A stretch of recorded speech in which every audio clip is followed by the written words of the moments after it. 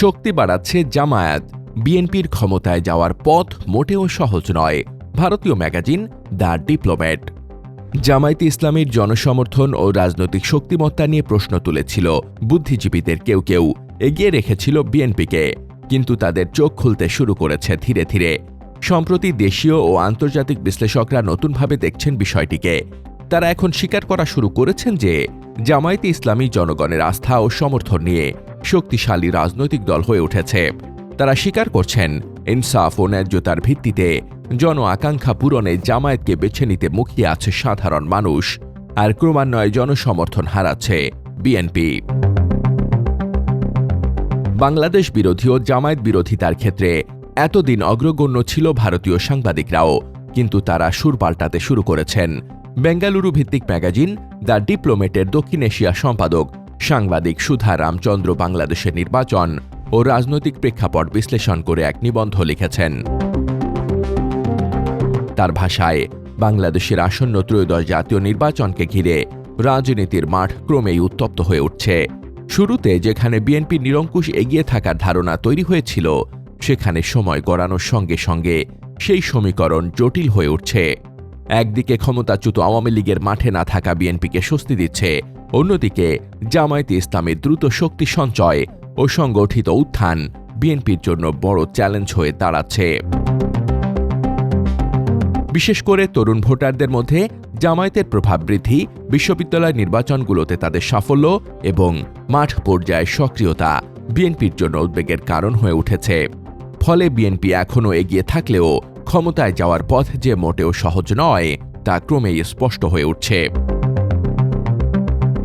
তবে বিএনপি জামায়াতের জনসমর্থন ও রাজনৈতিক শক্তিমত্তা নিয়েই বলে শেষ করেননি, বরং দুই দলের অতীত সম্পর্ক স্মরণ করে নয়াদিল্লির জওহরলাল নেহেরু বিশ্ববিদ্যালয়ের স্কুল অব ইন্টারন্যাশনাল স্টাডিজ থেকে ডক্টরেট ডিগ্রি অর্জনকারী সাংবাদিক বিএনপিকে মধ্য ডানপন্থী এবং জামায়াতকে কট্টর ডানপন্থী দাবি করে দুই দলের বর্তমান অবস্থা ও সামর্থ্য তুলে আরও বলেন, এই নির্বাচনের মূল লড়াই হচ্ছে মধ্য ডানপন্থী বিএনপি নেতৃত্বাধীন জোট এবং কট্টর ডানপন্থী জামায়াত নেতৃত্বাধীন ইসলামপন্থী জোটের মধ্যে।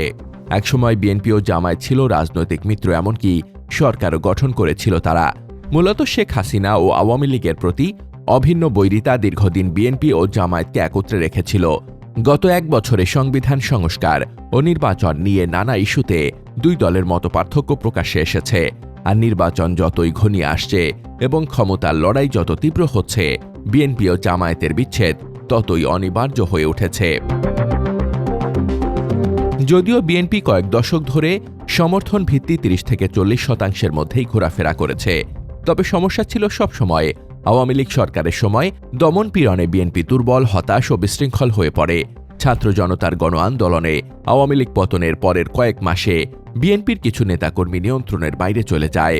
তারা লুটপাট ও সহিংসতায় জড়িয়ে পড়ায় সাধারণ মানুষের মধ্যে দলটির ভাবমূর্তি ক্ষতিগ্রস্ত হয়।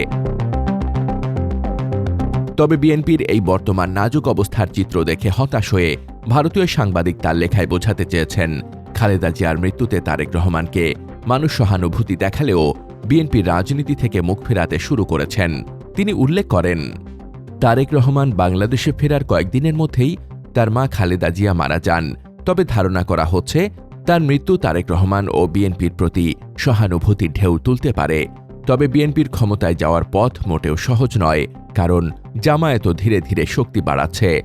জামায়াত ইসলামী দলটি শক্তিশালী ও সুসংগঠিত তৃণমূল নেটওয়ার্ক আছে এবং রাজপথের উল্লেখযোগ্য শক্তিও আছে।